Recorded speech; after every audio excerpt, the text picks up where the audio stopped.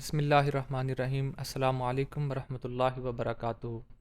So now we are going to discuss some determinants of income which are not written in most of the books, but you can observe these determinants in your life.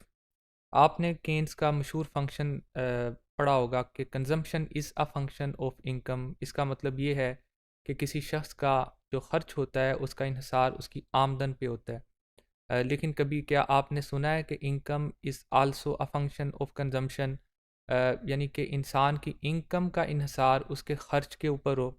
ये थोड़ी सी अजीब बात लगती है, लेकिन जब आप इसको अपनी ज़िंदगी पे अप्लाई करेंगे तो आप देखेंगे कि जैसे जैसे आपका ख़र्च बढ़ेगा आपकी आमदन भी बढ़ेगी। आप इसको ऐसे समझिए कि जब आप किसी चीज़ की ख्वाहिश करते हैं तो फिर उसके लिए कोशिश करते हैं, और जब वो चीज़ आपको मिल जाती है तो आपका लिविंग स्टैंडर्ड बढ़ जाता है। तो कंजम्पशन बाज़ दफ़ा आपके लिविंग स्टैंडर्ड को पुश करती है। अगर इंसान की ज़िंदगी छोटी सोच तक ही महदूद हो तो वो छोटी ही रहेगी। अगर आप डर डर के रहेंगे तो आपकी ज़िंदगी डर के ही गुजरेगी। इसीलिए कहा जाता है कि स्पेंड गॉड विल सेंड। आप खर्च करें, अल्लाह आपको उसके मुताबिक ही देगा।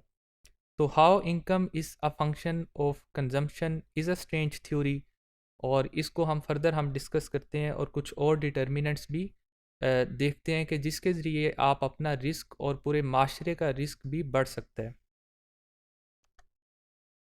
इसमें से पहला जो काम है करने वाला वो ये है कि when ever you do business with others give others little more than what they expect from you. आम तौर पे लोग ये गिला शिकवा करते हैं कि हमारा कारोबार नहीं चलता, लेकिन अगर आप इस बात पे गौर करें कि किन लोगों का काम चलता है, उनके एट्रीब्यूट्स को देखें, उनकी क्वालिटीज़ को देखें, तो आप ये देखेंगे कि वो लोग जो लोगों को सेटिस्फाइड करते हैं उनका काम हमेशा चलता है।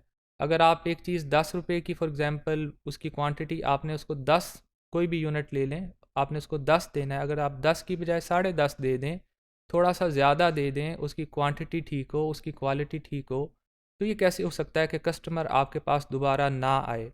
जो माइक्रो इकनॉमिक्स की थ्योरीज़ हैं वो सारी की सारी ठीक हैं, जो कि मैक्सिमाइजेशन ऑफ प्रॉफिट और मिनिमाइजेशन ऑफ कॉस्ट के मुतलिक हैं, लेकिन 12 लोगों को उनकी तवक्को से ज़्यादा देना is a sure way of success in the life of a business. आप इसको आसपास अपनी ज़िंदगी की बेशुमार मसालों में देख भी सकते हैं। दूसरी चीज़ ये है कि being a young person you will be looking for job in near future, या अभी भी आप जॉब की तलाश में होंगे। हमने डिटेल में पढ़ा है कि आम तौर पे जब सारे के सारे लोग जॉब्स की तलाश में हों तो उनमें से कम लोगों को जॉब मिलती है। जॉब प्रोवाइड करने वाले भी बने, तो अगर आपको जॉब नहीं मिल रही तो कुछ और काम करें। अल्लाह ने, जैसे कि मैंने आपसे पहले भी अर्ज़ किया था, कि रिस्क के 10 में से 9 हिस्से तो तिजारत में रखे हैं, ज़ाती कारोबार में रखे हैं।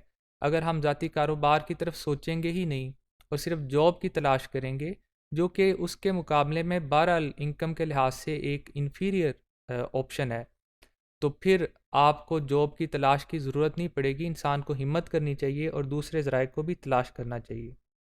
एक और चीज़ जो आपको करनी चाहिए कि you need to keep yourself mobile. अल्लाह's land is very vast, journey journey in search of things often becomes a source of success.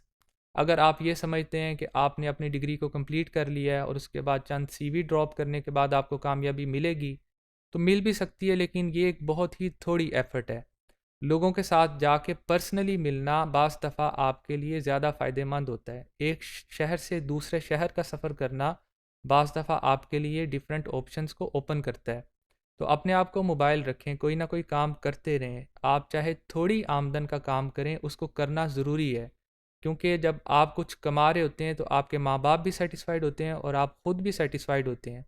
और उसके मुकाबले में आप वेट करते रहें वाइट कॉलर जॉब की तलाश में, तो बहुत दफ़ा वेट करना पड़ता है और वो डिप्रेशन का सबब भी बनता है। हम चूँकि टॉपिक हमारा ये है कि how can we humanise economics, जो ऑर्थोडॉक्स इकनॉमिक्स है उससे हट के हम इकनॉमिक्स को कैसे बेनिफिशियल बना सकते हैं। इसमें चंद और चीज़ों की ज़रूरत भी है कि earning through honest work do a lot, while earning through dishonesty spoiled faith, peace of mind, health and your children's behaviour. एक चीज़ को हमेशा याद रखना चाहिए कि इंसान का रिस्क मुतय्यन कर दिया गया है, इसमें या तो बरकत होती है या बरकत नहीं होती। और अगर आप रिज़्क़ हलाल कमाएँगे तो इसमें बरकत होगी, और अगर आप रिज़्क़ हलाल नहीं कमाएँगे तो चीज़ तो आपको वही मिलेगी लेकिन उसमें बरकत नहीं होगी। इसलिए आप देखते हैं कि बहुत से लोगों के पास बहुत से वसाइल होने के बावजूद पीस ऑफ माइंड नहीं है, उनके बच्चे उनके नाफरमान हैं, या उनकी हेल्थ ऐसी है कि वो सारी चीज़ों के होने के बावजूद अपनी ज़िंदगी को इंजॉय नहीं कर सकते। इसलिए एक चीज़ याद रखें कि इंसान हर वक्त पेपर की हालत में है। आपके सामने दो रास्ते हैं, सीधा रास्ता है या बुरा रास्ता है। आपको वो चीज़ जो मिलनी है वो हर सूरत में मिलेगी।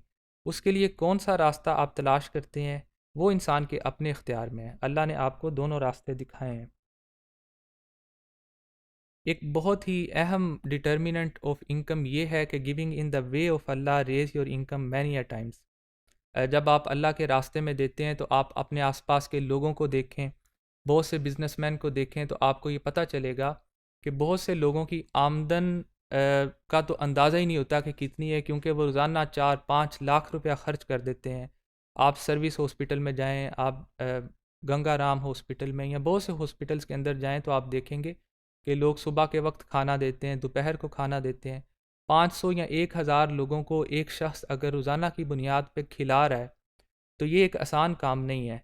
अगर वो इतना रोज़ाना ख़र्च कर रहा है, वो कौन है मुझे नहीं मालूम, लेकिन मैंने पूछा है तो बहुत से लोग मुखय्यर हज़रात पाकिस्तान में ख़र्च करते हैं। Pakistan is one of the generous nation in the world. तो उनकी आमदन कितनी होगी? उसकी वजह ये है कि अल्लाह ताला ने ये कहा है कि जो मेरे रास्ते में ख़र्च करता है मैं उसको बढ़ा देता हूँ। 10 गुना, 70 गुना, 700 गुना, और बाज़ दफ़ा अल्लाह बेहिसाब रिस्क देता है। ये एक ऐसी तिजारत है जिसमें कोई ख़सारा नहीं है, और इस तिजारत को हमेशा अपनाना चाहिए। अब किन पे ख़र्च करना चाहिए? ज़ाहिर है अपने माँ बाप पे ख़र्च करना चाहिए, अपने रिश्तेदारों पे ख़र्च करना चाहिए, अपने आसपास के लोगों पे ख़र्च करना चाहिए। जब आपकी लीकेजेस ज़्यादा होंगी, जब आपका ख़र्च ज़्यादा होगा, तो इन लोगों की वसातत से आपका रिस्क भी बढ़ेगा। ये हदीस है। और इंसान की ना तो उम्र बढ़ती है ना रिस्क बढ़ता है। सिर्फ दो वजूहात की बुनियाद पे ये दोनों चीज़ें भी बढ़ सकती हैं। एक तो अपने रिश्तेदारों से अच्छा सलूक, और दूसरा अ, ये खर्च करने की वजह से भी इंसान का रिस्क और उम्र में बरकत होती है। Another determinant is that Allah gives a person who fears from Allah from where he cannot imagine। और अल्लाह ताला से जो शख्स कॉन्शियस रहता है, जो अल्लाह को अपने मामलात में सामने रखता है, अल्लाह उसको वहाँ से रिस्क देता है जहाँ से उसका तसव्वुर भी नहीं होता। Similarly, always be grateful to Allah and He will increase your resources further। ला इन शकरतुम ला अज़ीदन्नकुम वला इन कफ़रतुम इन्न अज़ाबी लशदीद, कि अगर आप शुक्र करोगे तो अल्लाह आपको ज़्यादा देगा। So these are some of the determinants which are not written in most of the books but we can use them in our life।